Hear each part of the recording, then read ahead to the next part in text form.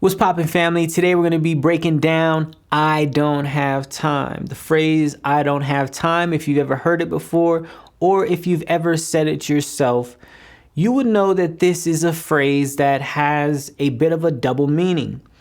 And the first meaning up front is, well, I don't have time, okay? And so this is what I would call a defense statement. And what it is it's kind of a wall, a barrier. It creates a illusion that there's no door, that there's no way to enter into conversation because I don't have time. Therefore, we will discuss this no further because why would I discuss something that I don't have time for? However, when you understand the concept that time is not real, time does not exist in a linear sense, then things kind of get tricky because then we're saying I don't have the blank, right? Let's say time didn't exist. I don't have the blank. Well, what this really boils down to is a person saying I'm not worth the time. And when a person says that they are not worth the time or they do not feel worthy of taking the time, this comes typically from an outside influence, an outside source, whether it be a parent, friend, relative, close family member, you name it. And at some point in time, this outside influence may have told this individual, hey, you are not worth my time, or that's not worth my time. And so what happened at that point was that the individual internalized that projection and use that as evidence in the case of their unworthiness. So when anytime the universe would present them with a situation which would challenge their worthiness, well, automatically they have a full logbook full of evidence that speaks to the unworthiness side, but there's no evidence logged in the worthiness side. And so when we understand that this is a manual process, we have to manually log the things that people project onto us. So for instance, if somebody told you you're not smart enough, you would have to latch on to that idea, that energy, that frequency, internalize it, and then create a moment, a marker to where it would be almost like a Christ sacrificial moment to where that would be the demarcation point of before the event and after the event, before Christ and after the death. So in this same symbolic sense, there becomes this marker in your individualized timeline where your confidence may have been through the roof, and then somebody said something to you that you manually latched onto. And because you latched onto that, well, that became a part of your internal process. And because it became a part of your internal process, it adapted as you adapted and evolved over time. So it becomes more of a train with momentum behind it. And when we understand about a train with momentum behind it, we also understand that that is not something that is going to stop instantaneously because it has gained momentum. And so when we understand the behavior that put us in a position to feel unworthy, whether that be just by accepting the projections or not being able to discern whether the information was valuable, constructive feedback, or just somebody's fears being projected, if we lack the ability to determine what it is that we require in terms of an exchange from other individuals, whether that be family, whether that be friends, if we don't know what we require, then again, we're going to take what we can get. And this is very dangerous because when you take what you can get, what if the only thing available is poison? Are you still going to take the only thing you can get in that instance? there are certain instances where it makes more sense to, again, look at the situation from a realistic and a viewpoint that is not predicated upon the projections of others. And this becomes a matter of strengthening the inner voice and strengthening the inner confidence, something that is constantly under attack, because when a person is unable to fulfill a certain dream or a certain aspect, a certain goal within their life, they carry that dead carcass of that dream, of that failed business, that failed relationship. They carry the carcasses of these things, and they become so heavy until they have to, or are forced to, energetically shed these things, shed these beliefs. And for some people, this happens later on in life. For some people, this happens sooner. But it is very much a matter of choice. You know, people will carry what they want to carry because in their mind, they determine that to be valuable. And so they hold on to the carcasses even of their dead dreams, because even that allows them to tap into the energy of, well, when I was younger and I was able to do this, or when I was doing this, you know, I could have made it if I done this, or I could have made it if they didn't hold me back. Or you start to get these very generalized oppositional terms that really don't make sense when you ask, well, who is they? Well, who is them? What is this opposition you speak of? And most of the time, people don't have a clear-cut opposition. They don't understand who the enemy is. And that's because the enemy is self. The enemy is all the destructive programming that has been put into you by default. That is what we are working on to erase, so that we can allow a new language to be created in your best interest. Because the default language is not created in your best interest. It is created to confuse you and make you think that there is something outside of self, when in reality there is not. Everything else is just an extension and reflection of.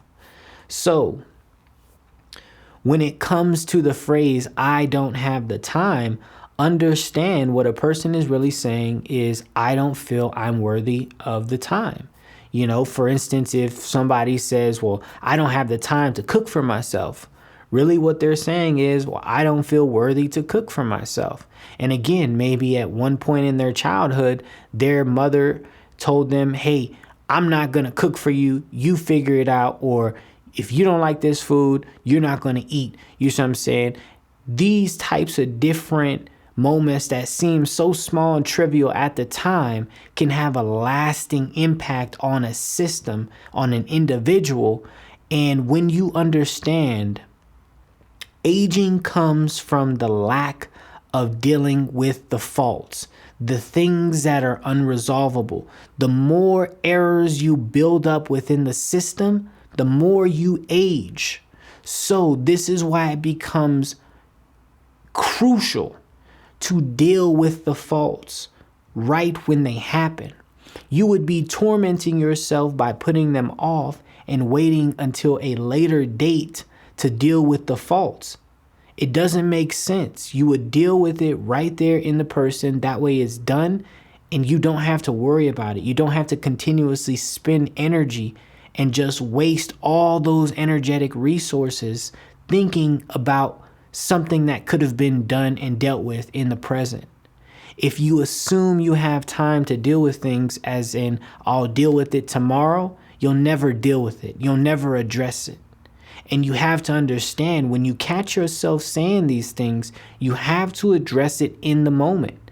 And you have to reframe and recalibrate, because until you reframe and recalibrate your mind to not allow these type of negative self-limiting beliefs to have a space within your oasis, you're going to be tormented by these thoughts. And a powerful exercise to do is to spend 48 hours just logging the words you use. And if you use a word more than twice, I want you to write it down. Write it down in a notebook, write it down on your phone, in the notes. Just write it down somewhere, okay? And over the course of 48 hours, you should have a word map that essentially is your individual energy signature. Because the phrases, the vocabulary, the words that you use, for better or for worse, is who you are. And so when you do this reflective exercise, don't focus on changing the thoughts. Don't focus on changing the information. Just observe the information. Step outside of self and just observe the words that are commonly being used, the words that you use more than once. These are all key indicators towards where your energy is located, especially where it is, where you view value within this physical realm. So when you understand that there is no such thing as time, we create time. And if we create time for the things we want. Now, this is a matter of will versus force. When we're talking about will versus force, it's important to remember anything that we're willing to do is going to be much more efficient than anything we're forced to do.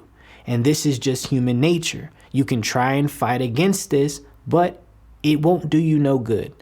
It's better to just flow with the river than trying to swim upstream against the river, because the river is not going to tire out before you do. You are going to tire out long before the river tires out and stops flowing.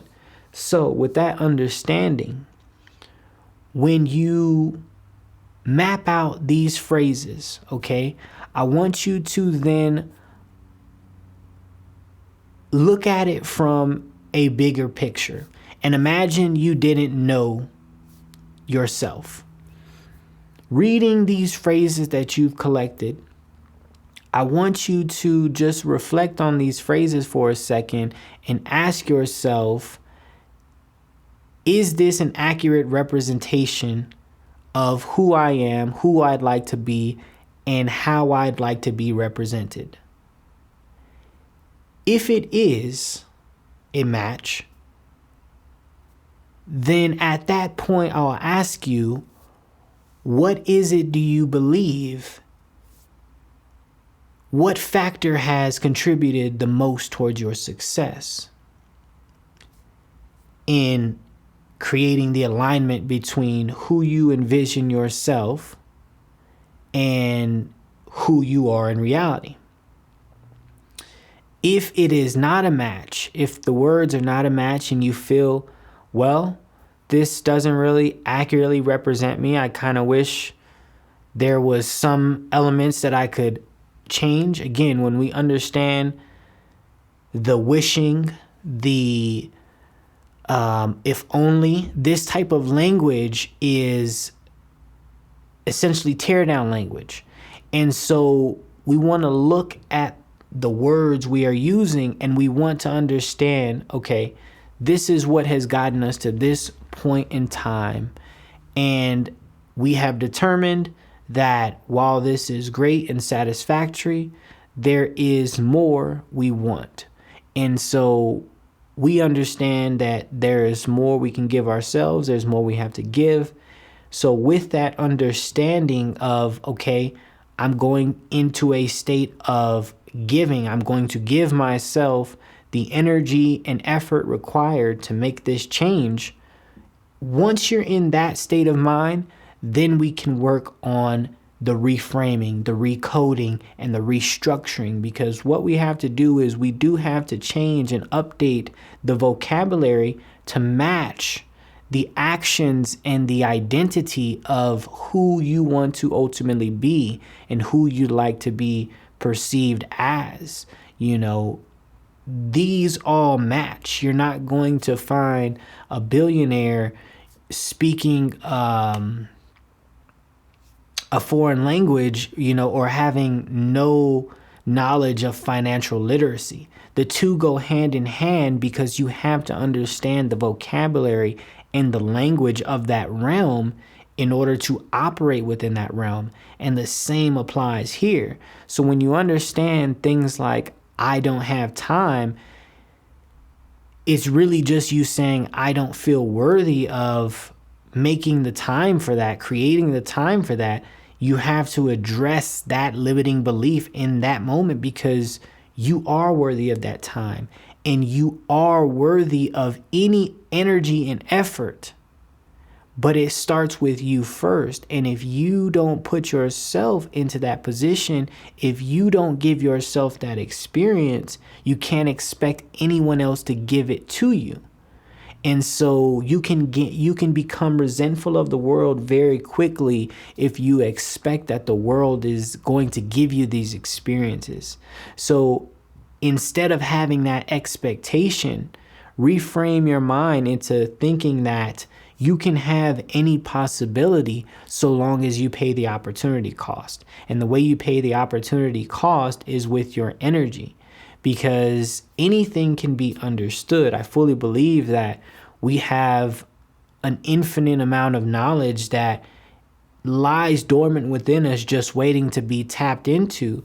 And so if at any moment you don't understand something, you can just put yourself into a state of receiving and allow the tones, the vibration, the sounds of the actual words to just permeate your body. Allow it to just soak into your body and give yourself time to digest this new vibrations, these new sounds, right? Because this is about adjusting to a higher frequency of living. And understand that once you make this transition, once you build this up, it becomes a process that becomes easier over time to add on to and to scale, because you've already created the solid foundation where if anything comes up bug-wise, you have to understand that negative thoughts is a feature, not a bug. And so when we understand that we are not to erase our negative thoughts, but rather diffuse and separate, create a sense of separation from those negative thoughts, understanding that our thoughts are not us. And when we understand this, we're able to better manage a situation and understand the influence of the mind over our feelings. A lot of times the mind can overtake the feeling sector by trying to intellectualize and provide some form of rationale to feelings. And if you understand, a feeling cannot be rationalized, it cannot be described in a lot of ways. It is a feeling, and until you've felt that feeling, it is very, very difficult to articulate, especially in any way that is measurable. So when it comes to limiting beliefs, it's just important to understand the sooner you deal with it, the sooner you address it, the easier it becomes to move up consciously and become more aware of different spaces and different universes, because all these different pocket universes have different languages.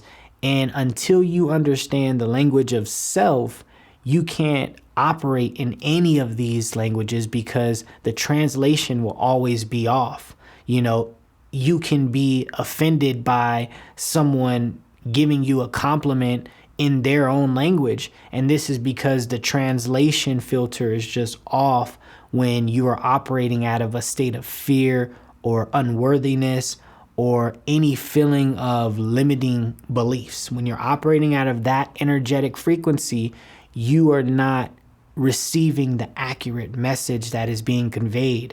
It's coming across jumbled up and static and in pieces.